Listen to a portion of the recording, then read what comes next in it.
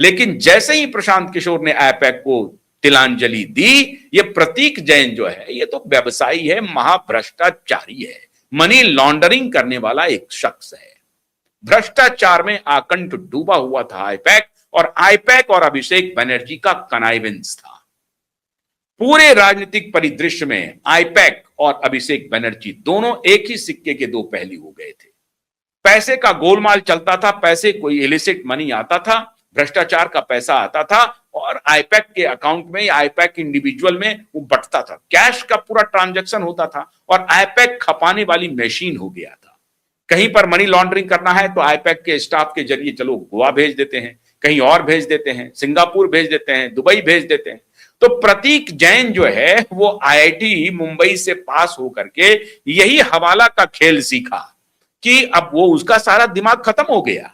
और इसीलिए मैं कहता हूं कई बार कि आईआईटी जो रट लगाते रहते हैं, उस आईआईटी का खेल ये भी है कि बहुत ही डिस्टॉर्टेड ब्रेन भी होता है और करप्शन में उनका भी कोई सानी नहीं है। ये प्रतीक जैन ने साबित कर दिया। तो शताब्दी राय कह रही हैं कि आईपैक और अभिषेक बनर्जी, इन दोनों के व्यवहार ने हम सबको मजबूर कर दिया, और अगर एक दो हम लोग छोड़ते तो चलिए कोई आपत्ति होती। ये 22-24 सांसद छोड़ के जा रहे हैं, तो क्या 24 के 24 गद्दार हैं? कोई तो बात होगी। यही बात थी कि आईपैक और अभिषेक बनर्जी दोनों ने अपनी पार्टी को कब्जा कर लिया था और ममता बनर्जी इससे बिल्कुल दूर हो गई थी। सारी नेत्री कह रही हैं, सारी नेता कह रहे हैं कि ममता बनर्जी ने आंख मूंद लिया था, वो गांधारी बन गई थी और इधर दुर्योधन, क्या नाम है, किस प्रकार से खेल किए जा रहा था उसका कुछ पता नहीं चल रहा। श्रीमान दुर्योधन जो हैं अभिषेक बनर्जी। अब अभिषेक बनर्जी इसी तरीके से अपमानित करते थे। कोई नेता को मिलना है, उनका प्राइवेट सेक्रेटरी कहता था कि अभी इंतजार कीजिए, बॉस को समय नहीं है। कोई आ जाए तो उसको दिन दिन भर इंतजार किया जा रहा है, पहले तो महीनों तक समय नहीं मिलता। काकोली घोष दस्तेदार ने कहा कि ममता बनर्जी मेरा फोन नहीं ले रही थी, मुझसे बात नहीं कर रही थी। मैंने कई बार कोशिश की ममता दीदी से बात करने की, नहीं ली। 40 वर्ष का हमारा उनका रिश्ता था, हमारे उनसे कोई दुराव नहीं था, हम साथ मिलके चल रहे थे और विपरीत परिस्थिति में भी हम उनके साथ रहे हैं। जब हम दोनों ने हार का स्वाद चखा, उसके बाद भी हम लोग अलग नहीं हटे, तब भी हम लड़ते रहे। तो ऐसी क्या बात आ गई जो हमको अलग होना पड़ा? ये बात यही आ गई। हालांकि लोग कहते हैं कि काकोली घोष दस्तेदार के पुत्र को बारासात से टिकट नहीं मिला इसलिए बगावत कर दिया। ये चलिए, ये वन ऑफ द रीजन हो सकता है, लेकिन टिकट नहीं मिलने की वजह से बगावत कर देंगी ऐसा नहीं हो सकता है, बिल्कुल नहीं हो सकता। पार्टी तोड़ने पर आ जाएंगी ऐसा नहीं हो सकता है। जरूर कोई ना कोई ऐसा दर्द होगा जिसकी दवा उन्हें नहीं मिली, और वो दर्द था यही आईपैक और अभिषेक बनर्जी का अहंकार।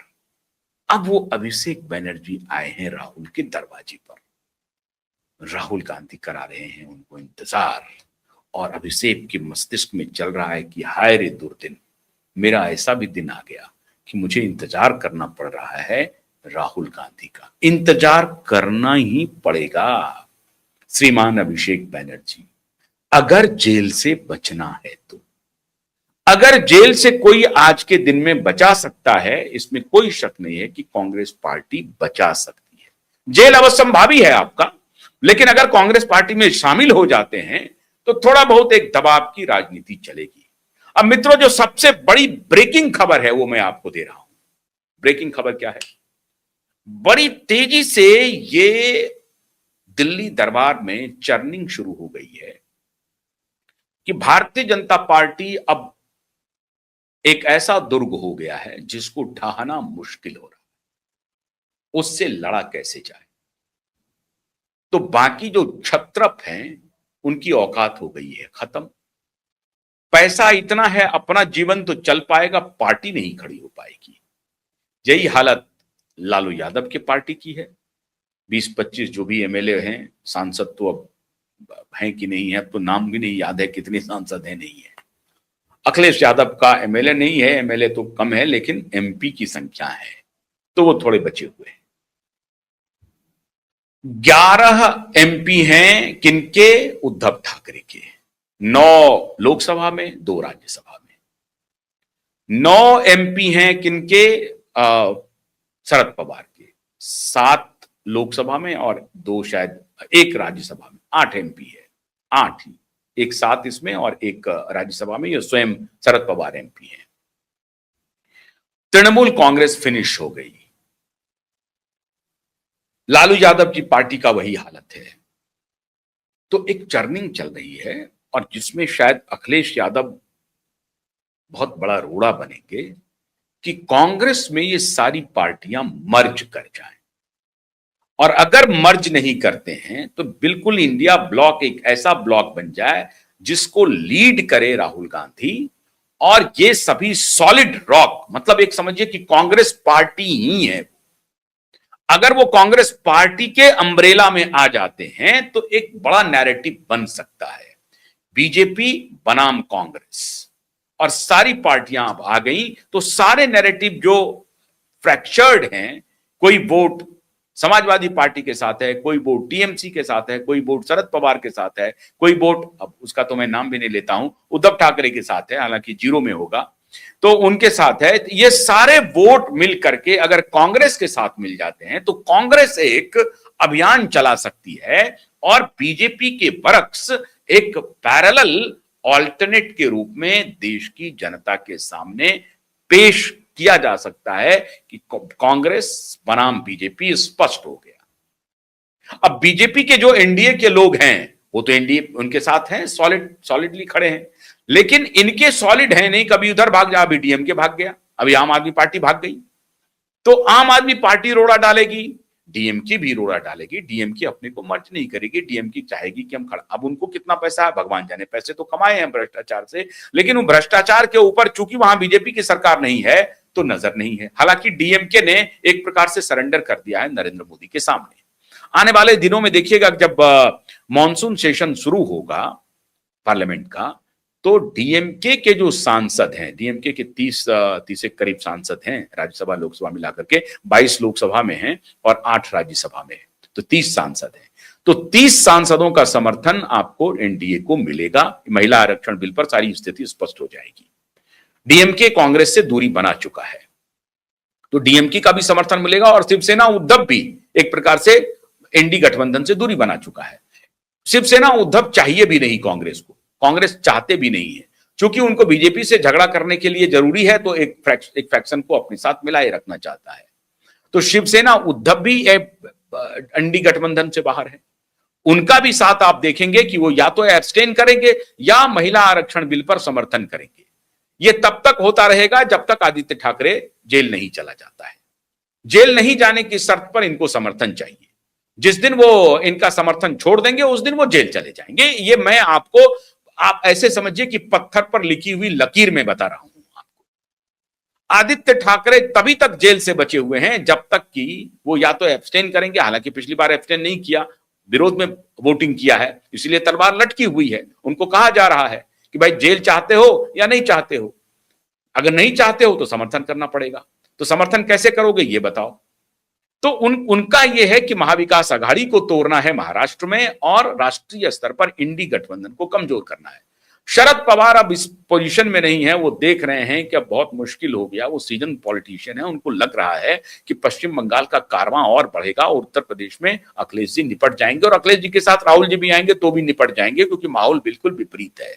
तो वो इंतजार कर रहे हैं 2027 फरवरी का, 2027 फरवरी तक इंतजार करने के बाद कुछ निर्णय लें। अभी तक तो वो इंडी गठबंधन के साथ हैं, उनकी बेटी इंडी गठबंधन के साथ है।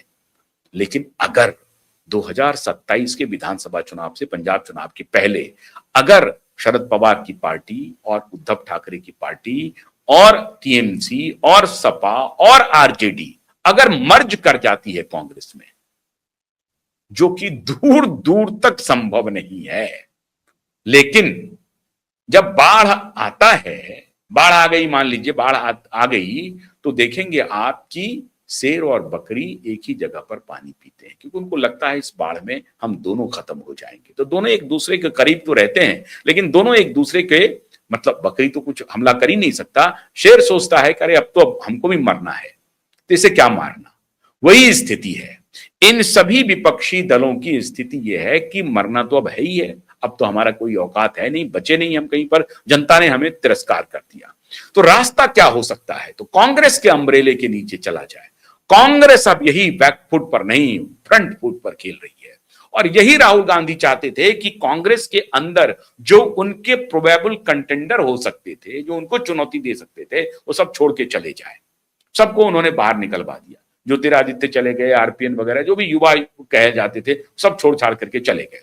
G7 था वो चले गए, जो बाकी जो तिकड़मी नेता थे वो चले गए। अब कपिल सिब्बल जैसे लोग पॉडकास्ट करने लगे हैं। तो राहुल गांधी इसी मौके की तलाश में थे।